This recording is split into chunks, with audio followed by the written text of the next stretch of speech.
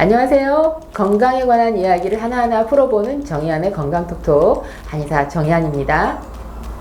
가슴이 답답하고 불안하다는 분, 오늘 영상 잘 보시면 좋겠습니다. 그 원인이 외상 후 스트레스 장애일 가능성이 있거든요.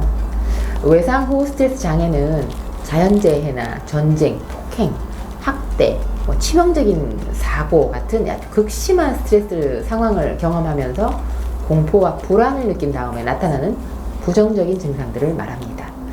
예를 들면 심리적인 불안이나 가슴 답답, 심장 두근거림, 소화장애, 식욕부진, 알코올이나 약물 중독, 또 불면, 우울, 분노, 두통, 깜짝깜짝 놀라는 그런 증상이나 또 피해의식, 대인 기피 등의 증상들이 나타나게 되는 거죠.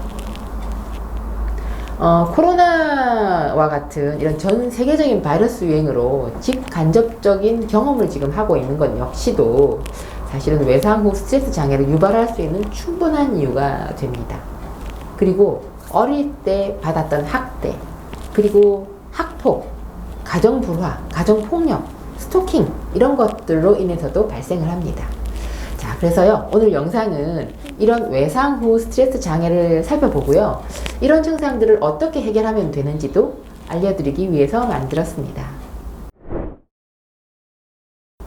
자, 제 환자분 이야기로 시작을 합니다.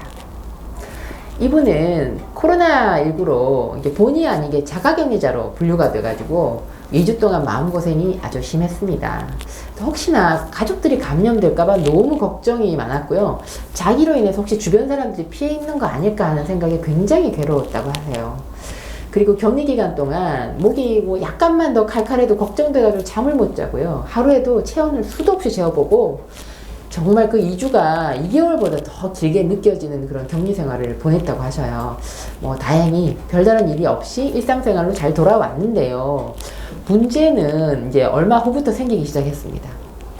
가슴이 답답하고 원인 모르게 엄청 불안하고요. 잠도 안 오고 또 잠자는 동안 수도 없이 자다 깨다 반복을 하고 자신도 모르게 한숨 나고 막 눈물이 흐르기도 했다고 하면서 저를 찾아오셨거든요. 그래서 제가 외상 후 스트레스 장애라는 진단을 내렸습니다. 또 이분은 학창 시절에 학폭과 왕따를 당한 경험이 있는 분이셨어요. 성인이 돼서도 외출을 두려워하고 사람을 피하면서 살고요. 그래서 삶의 의욕도 없고 또 자해를 한 경험도 있었다고 하거든요. 가족들하고 대화도 단절되고 친구들과 교류도 없고 직장생활도 제대로 못 하셨어요. 그래서 저를 찾아오셨을 때 우울감, 불안, 자괴감, 불면의 시간을 보내던 중이셨어요. 그래서 이분도 제가 외상 후 스트레스 장애라는 진단을 내렸습니다. 평소에 우울증이 있었거나 이전에 외상 후 스트레스 장애 경험이 있거나 불우한 유년기를 보낸 경우, 또 배우자가 사망했거나 사랑하는 사람을 잃은 경우, 또 정신병 가족력이 있는 경우, 또 알코올 중독 병력이 있는 경우는 일반적인 사람보다 이 외상 후 스트레스 장애가 발생할 위험이 더 많습니다. 안전에 대한 잠재적인 위협으로 유발된 이 불안감이 교감신경을 항진시키고요. 심리적인 소모와 육체적인 피로가 지속됩니다.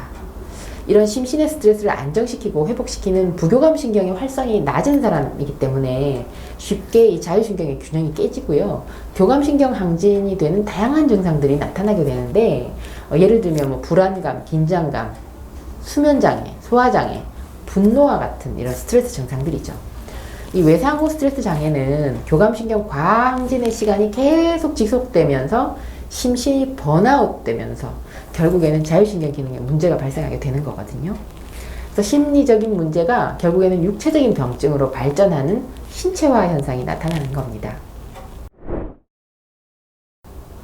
이 외상 후 스트레스 장애가 나타나는 시기는 사건이 발생한 한 달 후부터 길게는 수년이 지난 후까지 지속이 되거든요. 아주 다양합니다. 그래서 이 코로나19 사태가 국내에서 발생하기 시작한 지 6주가 넘어가면서부터 심리적인 긴장과 불안을 호소하는 사람들이 늘어나기 시작했었어요. 이제 이 코로나 사태도 이제는 마음을 다독이고 좀 심리를 어루만지는 안심 뉴스가 필요한 시점입니다. 힘들지만 용기를 주고 또 응원하고 격려하는 뉴스를 이렇게 자꾸 접해야 불안하고 초조하고 긴장하는 일이 줄어들고요. 외상 후 스트레스 장애가 생기는 걸 예방할 수 있습니다. 외상 후 스트레스 장애는 남성보다 여성이 2.5배가 더 많습니다. 1년 이내에 회복되는 경우보다는 평생 앓고 지내는 경우가 훨씬 더 많은 질병이죠. 그리고 공황장애, 강박장애, 불안장애, 공포심, 충동적인 행동, 또 우울증 같은 증상으로 발전할 우려가 있어서 조기에 치료하는 것이 현명합니다. 외상 후 스트레스 장애를 앓는 사람은 가족들의 역할이 중요하거든요. 몸과 마음이 힘들었던 이야기를 들어주는 것만으로도 심리적인 지지가 충분히 될 수 있습니다. 또 회복하는 데 시간이 걸리기 때문에 인내를 가지고 응원하고 격려하고 보듬어주는 이 마음 방역을 충분히 해주면 심리적인 안정을 되찾으면서 치료기간도 줄어듭니다. 한의에서는 이 불안하고 공포스럽고 우울하고 잠 안 오는 이런 여러 가지 증상들을 완화시켜주는 한약 처방도 하고요. 또 가슴속에 응어리진 우울증을 없애고 기혈 소통을 시켜주는 약침 치료도 하고요. 이런 치료로 증상을 빠르게 회복될 수 있도록 치료를 합니다. 자, 그러면 가슴 답답하고 불안한 것을 예방하는 생활수칙을 알아볼게요. 첫 번째는 걷기 명상입니다. 마음 건강을 챙기자는 말인데요. 이 걷는 동작은 실내나 실외를 따지지 않아도 가능합니다. 걸을 때는 걷는 것만 생각하세요. 천천히 걷는 속도를 유지하면서 한 걸음 한 걸음 발을 떼어놓고 움직이는 그 발의 느낌만 오롯이 집중을 하면서 걸어야 합니다. 걷다가 생각이 떠오르면 다시 발의 움직임에 좀 집중을 하면서 걷기 명상을 하다가 보면 마음이 차분해지고 불안했던 마음이 가라앉습니다. 두 번째는 일상의 리듬을 유지를 하는 거예요. 일상의 건강한 생체 리듬을 그대로 유지하는 것이 자율신경 회복에 도움이 되고요. 마음의 균형을 바로잡는 데 도움이 됩니다. 일정한 식사 시간, 일정한 수면 시간을 꾸준히 지켜나가고 주위의 가족이나 친지 그리고 친구들과 전화통화나 온라인 메시지로 안부를 묻고 서로 격려하고 응원해 가면서 소통을 한다면 이 증상 회복에 큰 도움이 될 수 있습니다. 가슴이 답답하고 불안한 것을 예방하는 음식도 알려드릴게요. 첫 번째는 연어.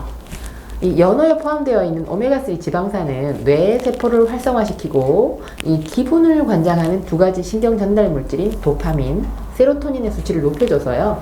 스트레스나 불안감이나 우울감을 해소하는 데 도움이 됩니다. 또 긍정적인 기분을 만들어주는 도파민이 함유되어 있어서 비타민 D도 풍부하고요. 그래서 우울증 극복에도 도움이 됩니다. 체리는 그 붉은색에 함유되어 있는 안토시아닌이 항산화 성분이죠. 세포의 염증과 산화를 막아주고요. 이 스트레스로 인한 노화를 예방하는 데 도움을 줍니다. 또 클로로겐산 성분은 불안증과 우울증을 감소시키는 역할도 해서 항우울 효과도 있고요. 또 체리에는 멜라토닌도 풍부해서 불면증에도 도움이 됩니다. 가슴이 답답하고 불안한 건 참 힘든 증상입니다.